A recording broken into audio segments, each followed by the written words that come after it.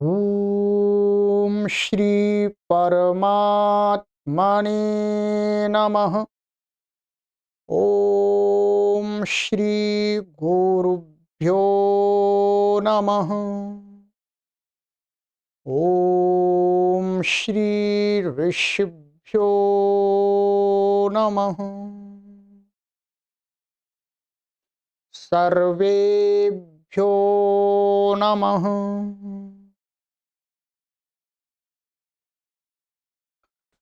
देववाणी संस्कृतम YouTube channel में आप सभी संस्कृत प्रेमियों का हार्दिक अभिनंदन।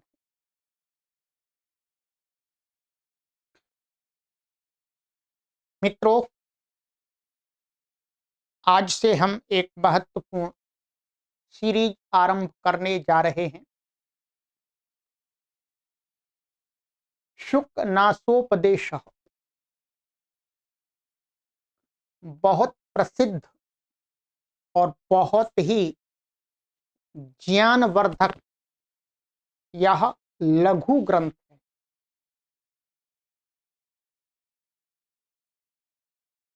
मैं आप सभी से निवेदन करूंगा कि आप सभी इस लघु ग्रंथ को एक बार जीवन में अवश्य पढ़ें।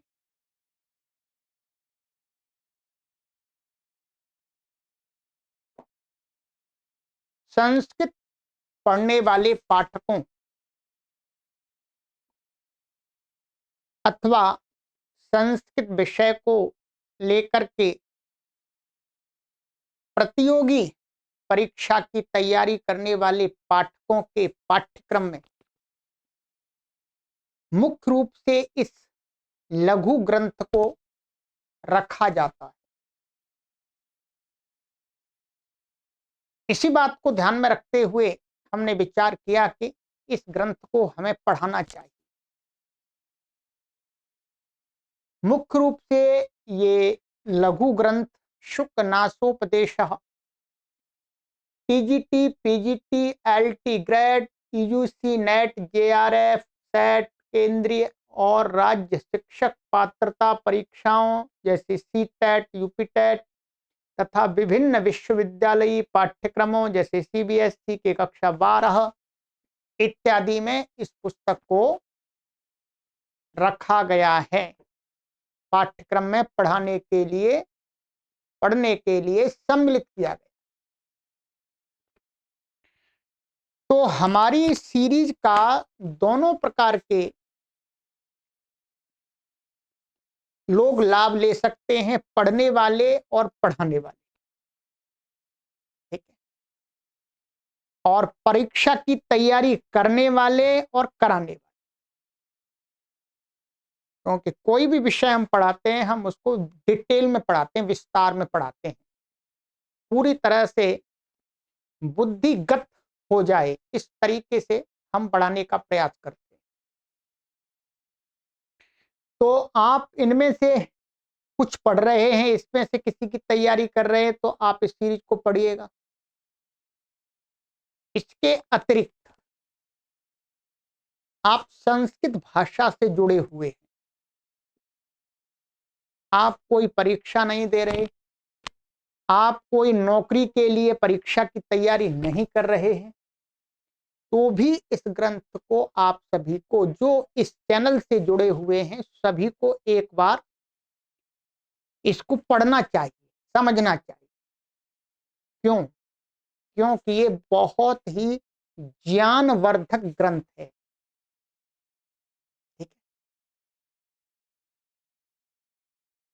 इस ग्रंथ को जो हम यहाँ पर पढ़ा रहे हैं, आप देववाणी संस्कृतम यूट्यूब चैनल पर पढ़ सकेंगे और इसके अलावा इन सभी कक्षाओं को आप देववाणी संस्कृतम ऐप के अंदर भी पढ़ सकेंगे। ऐप को डाउनलोड करने के लिए लिंक मैंने इस वीडियो के डिस्क्रिप्शन में रख दिया है। वहां पर आप क्लिक करके प्ले स्टोर में जाकर के देववाणी संस्कृतम ऐप को डाउनलोड करें और वहां पर भी पढ़ सकते हैं। ऐप के अंदर आपको पीडीएफ के साथ में ये कोर्स मिलेगा। जो हम यहाँ पर ये पीडीएफ पढ़ाएंगे, ये पीडीएफ भी वहां पर आपको प्राप्त होगी, यूट्यूब पर प्राप्त नहीं होगी। यहाँ यूट्यूब पर हम प्लेलिस्ट बना देंगे शुकनासोपदेश, उसी में आपको सभी कक्षाएं क्रमशः प्राप्त हो जाए। इन कक्षाओं को आप अपने समय की अनुकूलता से जब चाहें, जैसे चाहें, जहां चाहें वहां आप पढ़ सकते। ठीक है, हम अपने एक निश्चित समय पर आपको पढ़ाएंगे, परंतु आप बाद में कभी भी पढ़ सकते। ठीक है, चलिए अब इस छोटे से लघु ग्रंथ का थोड़ा सा परिचय कर लेते हैं, फिर पढ़ना आरंभ करें। और भी कुछ आपको जानकारी चाहिए तो आपकी सुविधा के लिए ये व्हाट्सएप नंबर दिया गया है, यहाँ पर आप हमसे संपर्क कर लीजिएगा और समाधान प्राप्त कर लीजिएगा। ये ग्रंथ यहाँ पर मैंने लिखा हुआ कादम्बरीतः, कादम्बरी नाम का एक प्रसिद्ध ग्रंथ है, आप सभी संस्कृत प्रेमी जानते होंगे। कादम्बरी ग्रंथ के प्रणेता, लेखक, बनाने वाले महाकवि बाणभट्ट। महाकवि बाणभट्ट ने संस्कृत काव्य के कई ग्रंथ लिखे हैं, उसमें एक प्रसिद्ध ग्रंथ है कादम्बरी। ये त तो मैंने जोड़ा है, मैं बताऊंगा तह। जो ग्रंथ है महाकाव्य का वो है कादम्बरी। महाकवि बाणभट्ट के विषय में लोक श्रुति प्रचलित है कि बाणोच्छिष्टम जगत सर्वम, अर्थात महाकवि बाणभट्ट ने संस्कृत के विद्वानों के बीच में, संस्कृत जगत में इतनी ख्याति, इतना सम्मान, इतनी इतनी प्रशंसा प्राप्त कर ली थी कि लोग उनके विषय में कहने लगे थे कि वाणोच्छिष्टम जगत सर्वम, अर्थात जो भी दूसरे छोटे मोटे ग्रंथों का ज्ञान है वो क्या है, महाकवि बाण का झूठन है।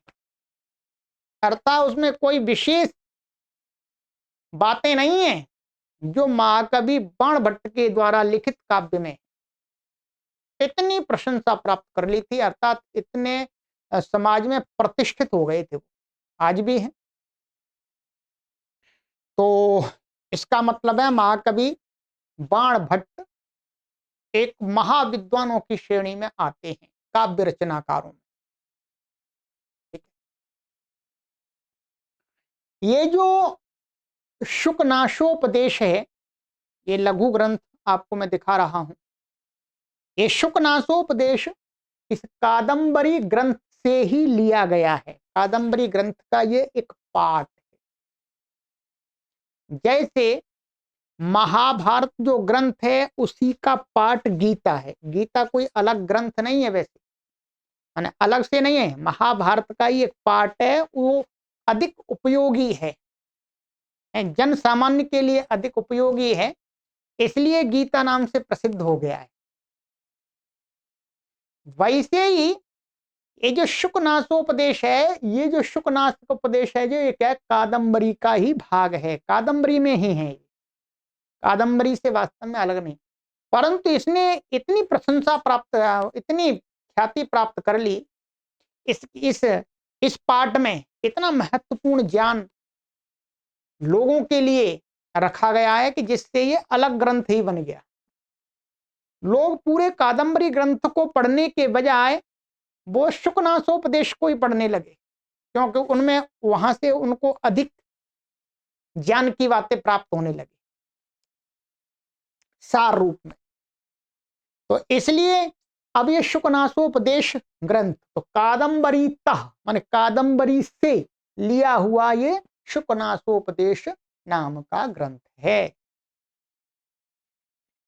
तो इसके भी लेखक स्वाभाविक रूप से महाकवि बाणभट्ट ही है, महाकवि बाणभट्ट ही है।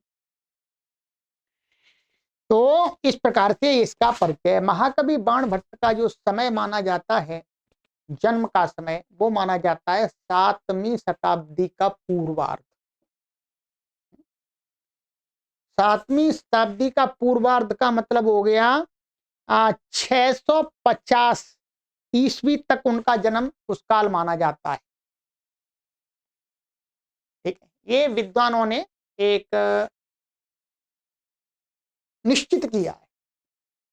डेट फिक्स कोई नहीं, कोई कहीं पर उनके ग्रंथों में वर्णन नहीं है इस दिन इस तारीख को महाकवि बाणभट्ट का जन्म हुआ था, क्योंकि प्राचीन समय में जो विद्वान लोग हुआ करते थे वो अपना परिचय पर अधिक फोकस नहीं किया करते थे, अधिक फोकस नहीं किया करते थे, इसलिए उनके जन्म की फिक्स डेट नहीं होती है। जैसे आजकल है बर्थ सर्टिफिकेट बनते हैं, वैसे तब बर्थ सर्टिफिकेट नहीं बनते थे।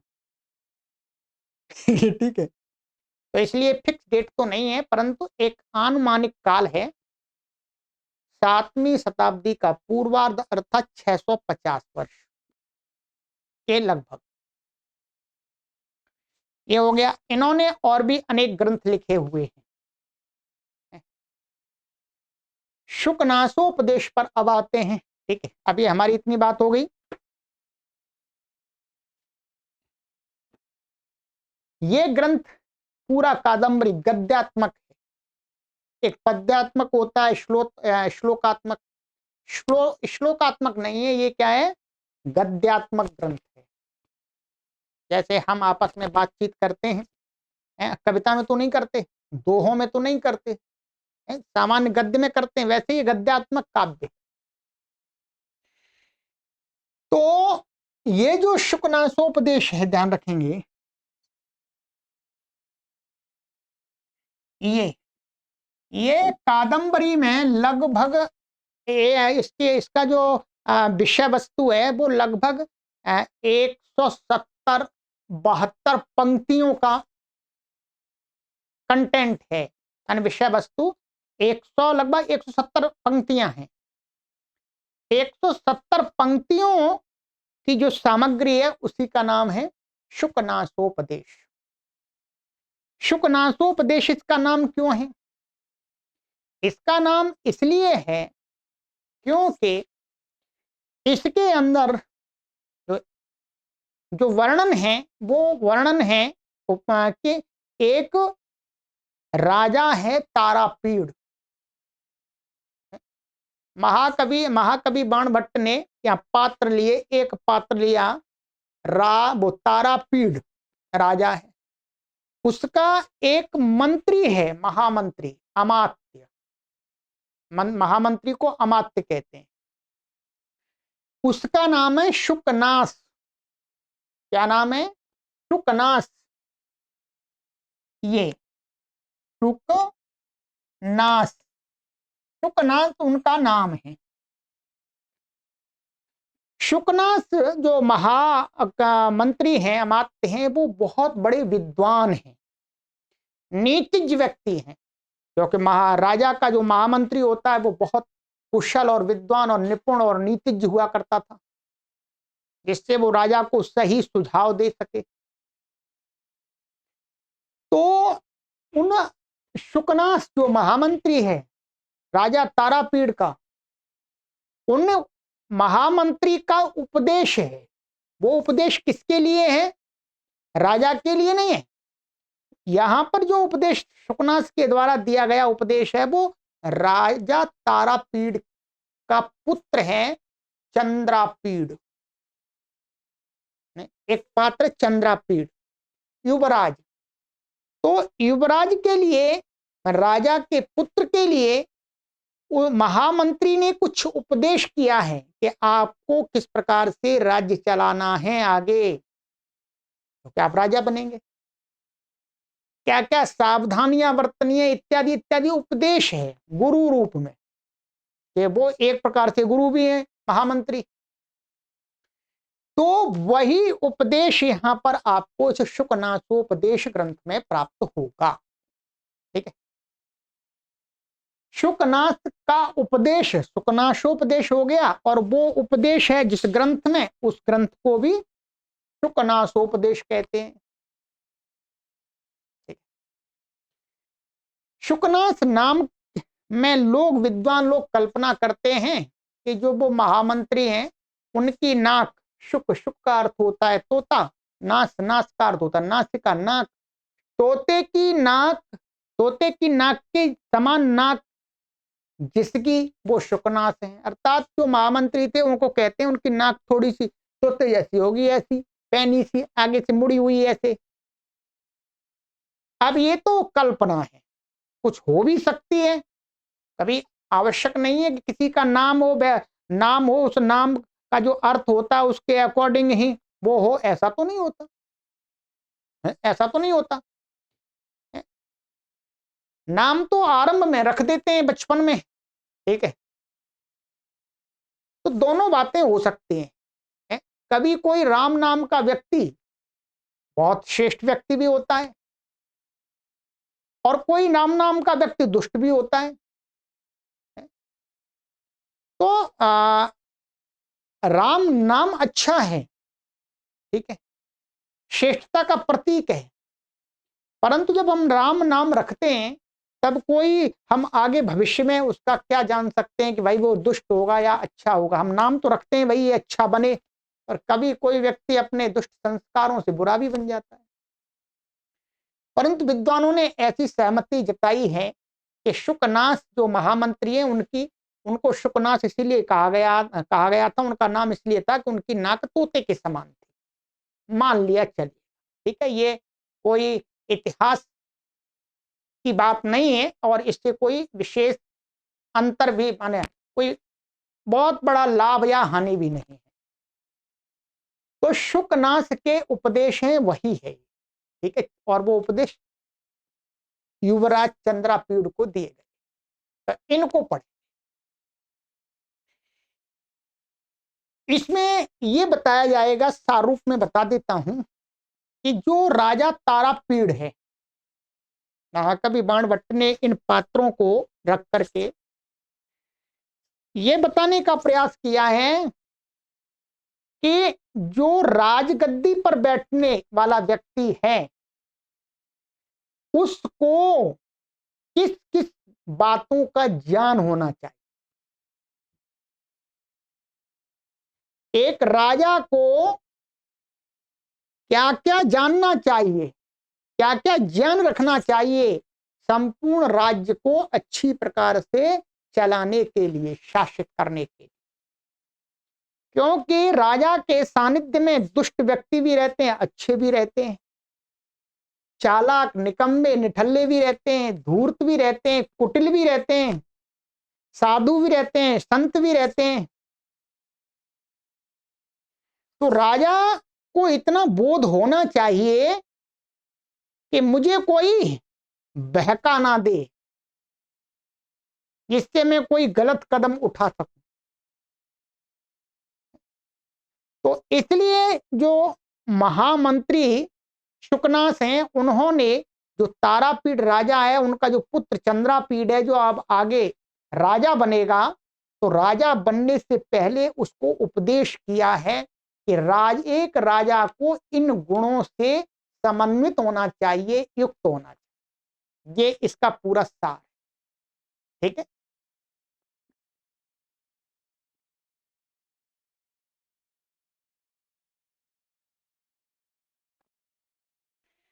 तो ये है, ठीक है, चलिएगा अब पढ़ना आरंभ करते हैं, ठीक है। तो शुकनासोपदेश इसका जो नाम है, तो शुकनासोपदेश में शुकनासस्य उपदेश, शुकनासोपदेश षष्ठी तत्पुरुष समास हो जाता है। क्या है? षष्ठी तत्पुरुष समास हो जाता है। ये व्याकरण का इसमें हम जान सकते हैं व्याकरण की प्रक्रिया, ठीक है। चलिएगा अब चलते हैं आगे, आइएगा।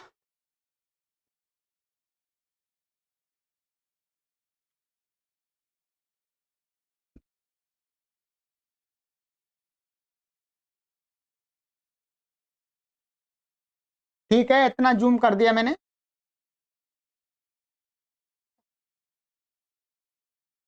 अब यहां से आरंभ होता है, इससे पहले कादम्बरी कादम्बरी चल रहा है, कादम्बरी में ये ग्रंथ यहां से आरंभ हो रहा है। ठीक है, पीछे प्रकरण चल रहा है जो भी है। अब वहां से महाकवि बाण भट्ट एक नया ये खंड आरंभ कर रहे हैं, नया विषय को लेकर के, पात्रों को लेकर के। ठीक है, तो कहते हैं एवं समतिक्रामत्सु केषुचित् दिवसेषु राजा चंद्रापीडस्य यौवराज्याभिषेकं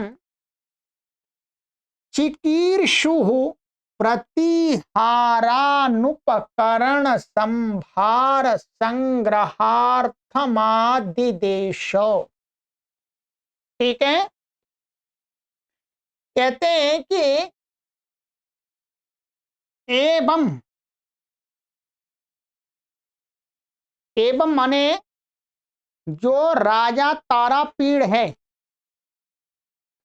उसका जो अभी चल रहा है जीवन, राजा तारापीड़ का जीवन जो चल रहा है, किस प्रकार का चल रहा है?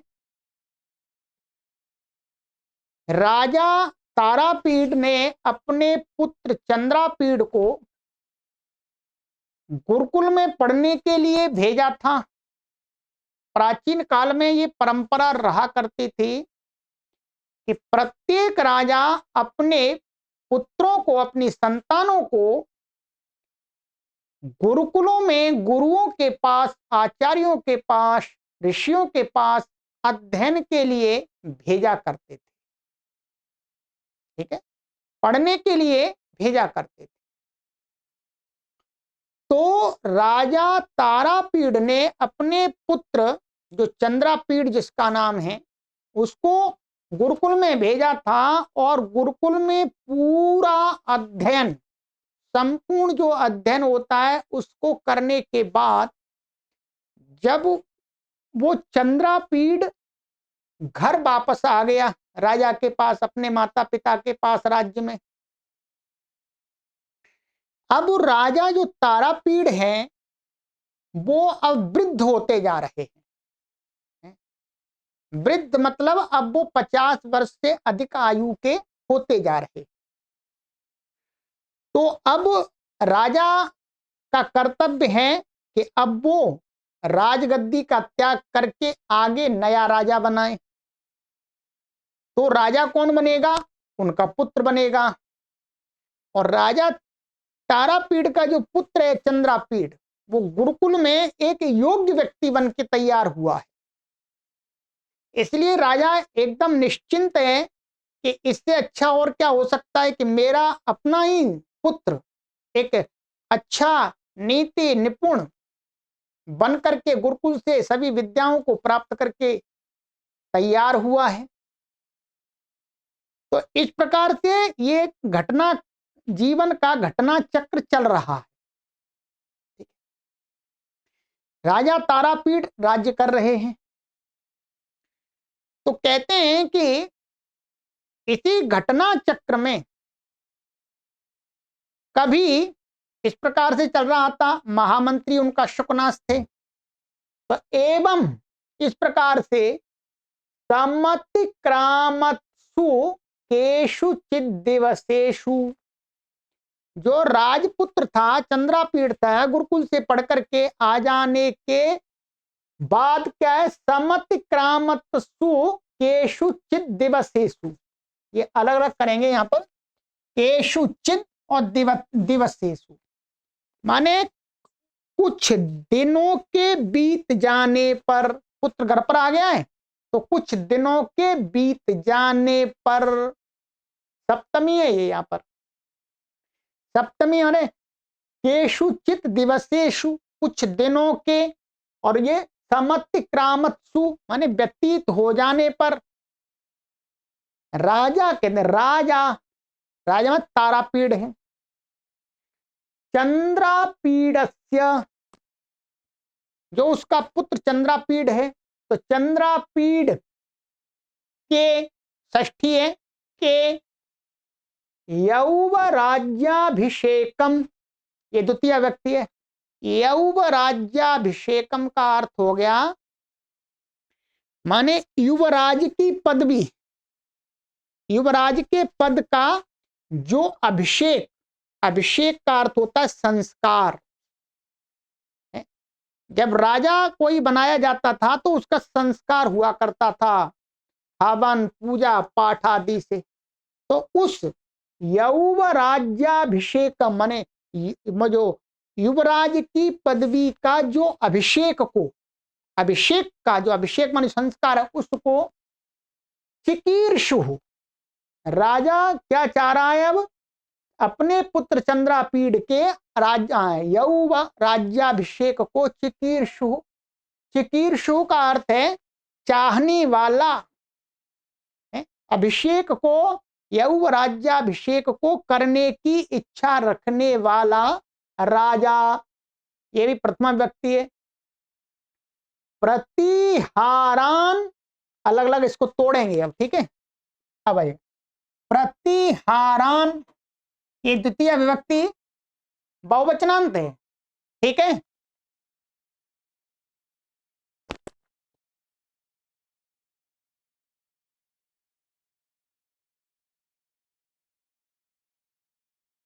प्रतिहारान ये द्वितीय विभक्ति बहुवचनांत है, जैसे रामान। तो प्रतिहार का अर्थ होता है जो द्वारपाल आदि अर्थात सेवक आदि, ये कार्य करने वाले लोग जो नौकर चाकर। तो अपने राजा ने प्रतिहारान माने अपने द्वारपाल आदियों को उपकरण संभार संग्रहार्थम, यहां पर उपकरण संभार, यहां किसके अंदर कितने शब्द हैं, उपकरण और संभार और संग्रहार्थ, ऐसा कर लेंगे, ठीक है। उपकरण संभार, उपकरण का अर्थ होता है जो यौव राज्याभिषेक जो संस्कार है उसके लिए जो उपकरण माने जो वस्तुएं चाहिए, क्या जो वस्तुएं चाहिए, जो राजा के राज्याभिषेक के लिए जो वस्तुएं चाहिए वो उपकरण यहां शब्द है। और संभार माने उनका समूह, वो सभी वस्तुओं माने का ढेर, और उस ढेर के लिए माने उपकरण जो संस्कार, अभिषेक संस्कार के लिए यौव राज्याभिषेक संस्कार के लिए जो जो वस्तुएं चाहिए उन सभी का जो एक जो है इकट्ठा करना, उसके उसको इकट्ठा करने के लिए संग्रहार्थम इकट्ठा करने के लिए। आदिदेश, आदेश दिया, किसको दिया, द्वारपालों को, जो नौकर चाकर थे उनको राजा तारापीड ने आदिदेश, ये लिट लकार का प्रयोग है, दिया भूत का। महाकवि बाणभट्ट लिख रहे हैं तो वो प्राचीन कोई बात को दर्शाना चाह रहे हैं, जो ऐसी घटना जो उनके सामने नहीं हुई परोक्ष की है। तो आदिदेश माने आदेश दिया। अब यहां पर इसको अच्छी प्रकार से समझेंगे, ठीक है। यहां पर ये जो उपकरण यौव राज्याभिषेक के लिए क्या क्या उपकरण चाहिए इसके विषय में शास्त्रों में लिखा हुआ, शास्त्र अर्थात ग्रंथों में लिखा हुआ है कि इसके लिए क्या होता था, एक तो उदुम्बर की लकड़ी चाहिए होती थी। उदुम्बर होता है जो गूलर, गूलर का पेड़ होता है एक, उसकी लकड़ी चाहिए होती थी। जो यज्ञ आदि किया जाता था तो उदुम्बर की लकड़ी चाहिए होती है, हल्की होती है वो, धुआं नहीं करते वो। और शेर की खाल चाहिए होती थी बैठने के लिए। जब राजा का अभिषेक हुआ करता था, यौव राज्याभिषेक हुआ करता था तो राजा शेर की छाल पर बैठता था। अब प्राचीन समय में था, अभी तो नहीं है ऐसा, ठीक है। उस समय परंपरा रही होगी, हम उसको गलत और सही तो नहीं कह सकते अभी कुछ भी, परंतु ये उस समय था कि शेर की छाल पर बैठता था। शेर की छाल पर बैठना एक प्रतीक रूप में कि देखो मैंने जंगल के राजा शेर को भी अपने नीचे रखा हुआ है, अर्थात मैं इतना शूरवीर हूं, इस प्रकार के प्रतीक रूप में ये किया जाता होगा। तो एक तो शेर की खाल और उदुम्बर की लकड़ी की चम्मच आहुति आदि देने के लिए, और दही चाहिए होता था, और घी, और शहद, और वर्षा का जल, वर्षा का जल जो वर्षा में गिरता है वो जल, और दूब घास, एक घास होती है दूर्वा घास बोलते हैं इसको, और जौ के पौधे, जौ होती, जौ के पौधे चाहिए होते थे, और मदिरा, मदिरा भी चाहिए होती थी। ठीक है, अब आप उसको गलत या सही कहेंगे वो कुछ नहीं है, मदिरा चाहिए होती थी उस संस्कार के लिए, अपना उस कर्म कांड को करने के लिए जो भी है, और छत्र, छाते चाहिए होते थे, और चंबर, चंबर जो ऐसे हिलाने वाले होते हैं ना, बड़े बड़े पंखे हिलाते हैं, आपने देखे होंगे टीवी के सीरियलों में, वो चंवर, चंवर, और दुकूल वस्त्र होता है एक ओढ़ने का, ठीक है, और पगड़ी, राजा के लिए पगड़ी चाहिए होती थी, और भिन्न भिन्न तीर्थ स्थानों से लाया गया पवित्र जल, मैंने भिन्न भिन्न तीर्थ स्थानों पर बहने वाली जो नदियां हैं उनसे जल इकट्ठा करना पड़ता था, उसमें स्नान आदि कराते होंगे उसको, और समिधाएं, ये यौव राज्याभिषेक के लिए क्या है, उपकरण है। तो ये उपकरण मान ये सारी विषय सामग्री का ढेर समूह सब कुछ का इकट्ठा करने के लिए, संग्रहार्थ मन इकट्ठा करने के लिए राजा ने आदेश किया कि भाई जाओ, अब चलो मैं अपने पुत्र का यौव राज्याभिषेक करूंगा। ठीक है, चलिएगा। तो आज की ये पहली कक्षा है, कोई बात नहीं, मैंने एक एक शब्द का अर्थ समझाया है। अब मैं आपको, ठीक है, यहां पर ये मेरे पास में हिंदी भी है, ये हिंदी मैंने समझाई दी है वैसे तो, यहां पर आप देख लीजिए, दिखा देता हूं आपको फिर भी। एवं इस तरह, इस प्रकार, केषुचित दिवसेषु समतिक्रामत्सु, कुछ दिनों के उपरांत, कुछ दिनों के व्यतीत हो जाने पर, चंद्रापीड़स्य, चंद्रापीड़ नामक अपने पुत्र का यौवराज्याभिषेकम, युवराज पद पर अभिषेक करने की, राज्याभिषेक करने की चिकीर्षु, इच्छा वाले, चाहत रखने वाले राजा नृप, राजा नृप महाराज तारापीड़ है, उपकरण संभार संग्रहार्थम, यानी युवराज्याभिषेक की सामग्री एकत्रित करने के लिए, सामान संग्रहित करने के लिए, प्रतिहारान, सेवकों को, द्वारपालों को आदिदेश, आज्ञा दिया, निर्देश दिया। ठीक है, तो ये मैंने शब्द से यही मैंने आपको अर्थ बताया था इसका। अब आपको स्वयं भी ये करना सीखना है। ठीक है, तो अब इसमें हम व्याकरण की दृष्टि से देखते हैं, क्योंकि आप प्रतियोगी परीक्षाओं की तैयारी कर रहे हैं, तो आजकल की प्रतियोगी परीक्षा की जो तैयारी है वो बहुत आपको अच्छी प्रकार से करनी पड़ेगी, तभी आप सफल हो सकते हैं। ठीक है, आइएगा। अब ये है एवं, एवं क्या है, ये अव्यय है, इस प्रकार अर्थ में होता है एवं, एवं हिंदी में भी आ गया है। सम्मतिक्रामत्सु केषुचिद दिवसेषु, ठीक है, यहां पर नीचे देख लेते हैं, इसका ये अन्वय दिया है, केषुचिद दिवसेषु अलग अलग दिया। ठीक है, सम्मतिक्रामत्सु, ये इसको बाद में रख लेंगे, यानी कुछ दिनों के व्यतीत हो जाने पर। ठीक, तो यहां पर ये समतिक्रामत्सु, इसमें क्या है वास्तव में, ये सम उपसर्ग है और अति उपसर्ग है, ये दो उपसर्ग हैं, सम और अति, पूर्वक कर्म धातु है, ये क्या है, कर्म धातु। क्रम माने क्रमुपाद विक्षेपे। और इसमें क्या हुआ है, क्षत्रिय प्रत्यय हुआ, ध्यान रखेंगे क्या हुआ है, क्षत्रिय प्रत्यय।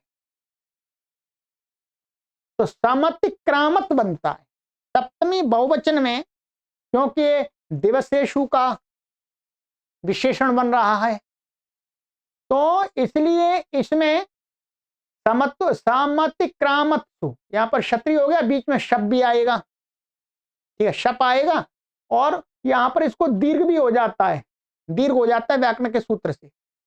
तो ये समतिक्रामत्सु, ये क्या है, सात बहुवचन का, सप्तमी व्यक्ति बहुवचन का है इस प्रकार से। ये इसका व्याकरण खोल दिया मैंने। केशु चित, तो केशु ये सप्तमी किम शब्द का पुल्लिंग में सप्तमी व्यक्ति बहुवचन का है। तो यहाँ पर ऐसे इच्छित अव्यय लग जाता है, ये अनिश्चितता को दर्शाता है।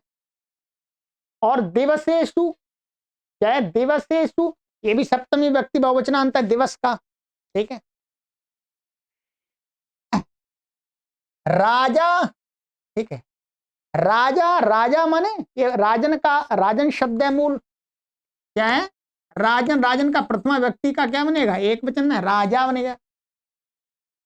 चंद्रापीडस्य, ये तो चंद्रापीड षष्ठी व्यक्ति का एक वचन का रूप है, ठीक है। यौवराज्याभिषेकम, तो यौवराज्याभिषेकम, यहां पर जो समास करना है, यहां पर वास्तव में समास आप करेंगे, ये यौव राज्ये अभिषेक,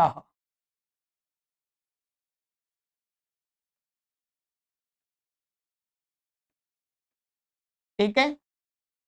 यौवराज्ये अभिषेक, यौवराज्याभिषेक, और तम द्वितीय का ना, तम यौवराज्याभिषेकम, तो ये कौन सा समास हो जाएगा, ये सप्तमी तत्पुरुष समास होगा, क्योंकि ये सप्तमी व्यक्ति है और इसके साथ समास हो रहा है, तो सप्तमी तत्पुरुष समास होगा। यौवराज्य पर अभिषेक, तो अच्छा ये हो गया यौवराज्य।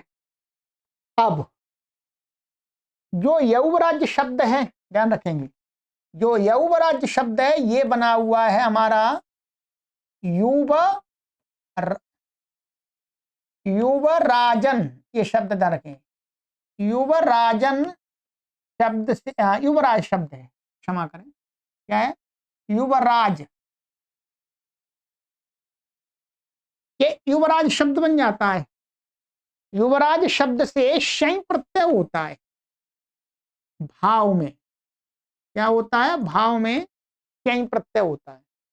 जब शय प्रत्यय होता है तो आदि जो अच होता है, जैसे ऊ है तो इसको क्या हो जाएगा, औ हो जाएगा व्याकरण में, और इसका ये तो हट जाता है, और ये इसका आकार का लोप हो जाता है, ठीक है, व्याकरण में इसका आकार का लोप हो जाएगा, तो यौव राज्य बन जाता है, ठीक है, ये यौव राज्य बन गया।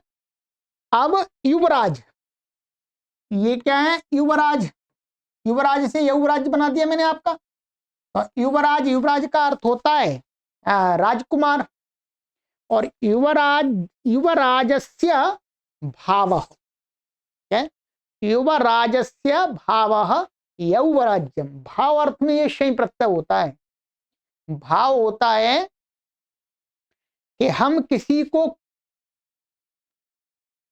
कह रहे हैं, किसी नाम से पुकार रहे हैं, तो वो किस नाम, उसका कारण क्या है, कारण को कहने के लिए, जैसे मैं आचार्य हूं, मुझे कोई आचार्य कहता है, तो मैं आचार्य किस कारण से हूं, क्या निमित्त है, मैं, मेरा जो आचार्य मुझे लोग कहते हैं उसका निमित्त है, उसका हेतु है कि मैं पढ़ाता हूं, मैं पढ़ाता हूं, तो पढ़ाने के कारण से, तो पढ़ाने, पढ़ाने को कहने के लिए क्या हुआ, आचार्यत्व। जैसे मनुष्य और मनुष्यता, मनुष्यता क्या होती है, मनुष्यता जिसके अंदर होती है उसको हम कहते हैं मनुष्य, अभी तो मनुष्य बोलते हैं। ऐसे ही यौवराज्य जिसके अंदर होता है उसको हम क्या कहते हैं? युवराज। अर्थात युवराज बनने के निमित्त, अर्थात राजा का पुत्र होना, युवराज होना का गुण निमित्त है। तो उसको चलिए बहुत डिटेल हो जाएगी, उसमें नहीं जाएंगे। और युवराज कैसे बना है? तो इसमें युवा चासऊ राजा च, ठीक है, युवराज बन जाता है। युवा चासऊ राजा च युवराज, ये कर्मधारय तत्पुरुष समास हुआ है। यहां पर क्या हुआ है? कर्मधारय तत्पुरुष समास। तो ये बन गया, ठीक है। अब चलेंगे आगे, इतना क्लियर कर लेते हैं। चिकीर्षु, ये चिकीर्षु क्या है? क्री धातु का सनंत का प्रत्यय, सनंत प्रत्यय, सनंत के बाद में फिर ऊ प्रत्यय आया है, माने करने की इच्छा वाला। तो ये क्या है? क्री धातु है, और क्री धातु से यहाँ पर सन प्रत्यय आता है। क्या आता है? सन। धातो हो कर्मणः समान कर्तकादिच्छायाम वा, से सन आता है। सन प्रत्यय, और सन प्रत्यय ला करके इसको व्याकरण के कार्य होकर के ये ऐसे बन जाता है चिकीर्ष,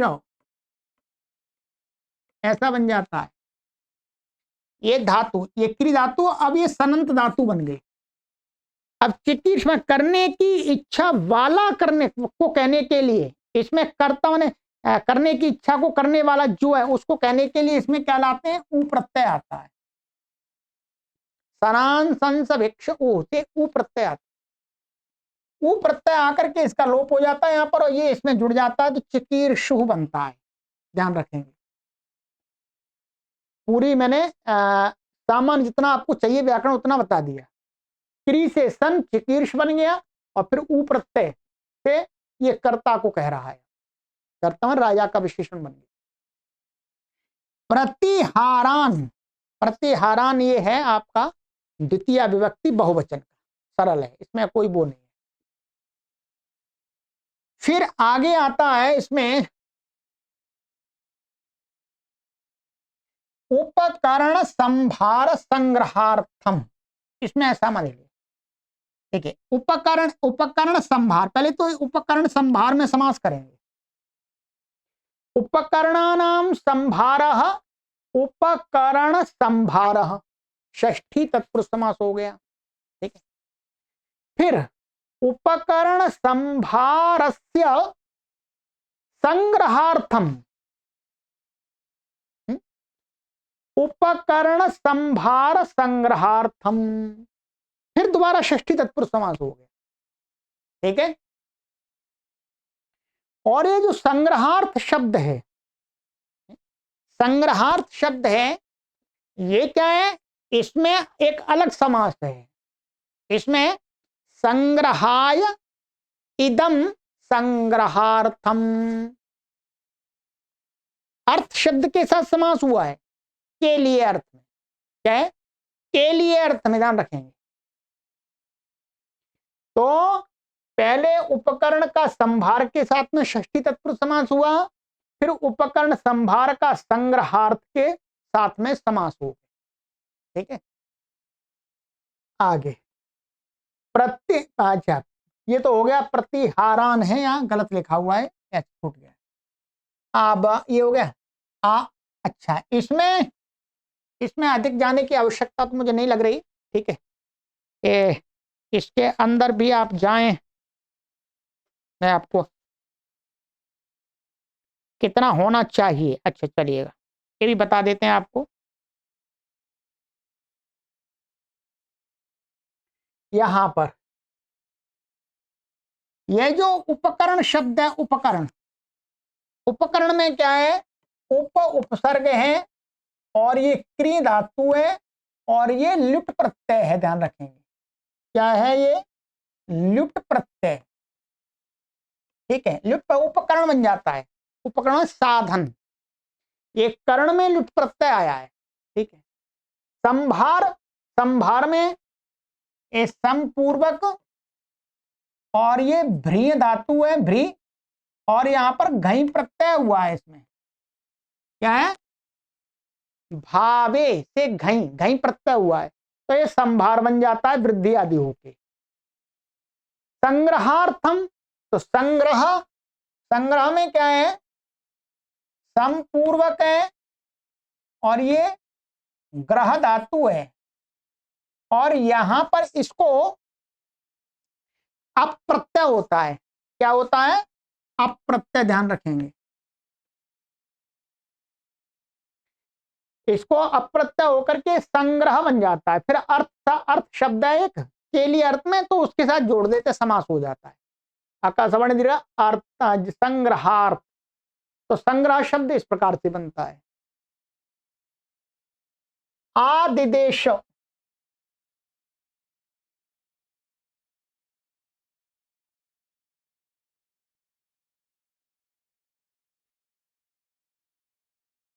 क्षमा करें थोड़ा सा, यहां पर ये हो गया, ये मैंने बता ही दिया आपको संग्रहार्थ का पूरा लिख करके, ठीक है। थोड़ा सा वो मूविंग बंद हो गई थी अभी, ठीक है, कोई नहीं। आदिदेश, आदिदेश में ये क्या है?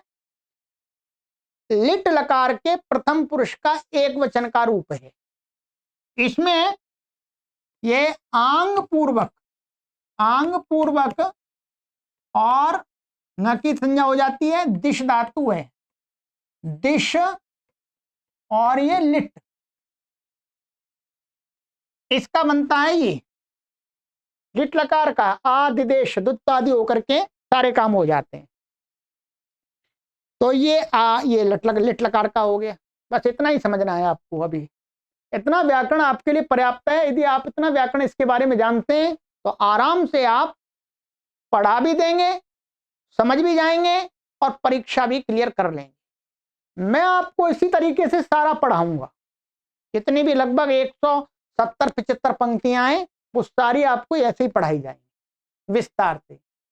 आज की तो ये पहली कक्षा थी, इसलिए भूमिका के रूप में कुछ बातें हुई।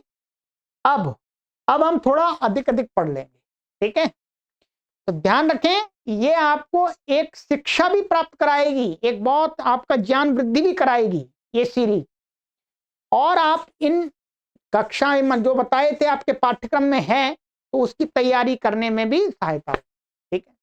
चलिए, सर्वेभ्यो नमः।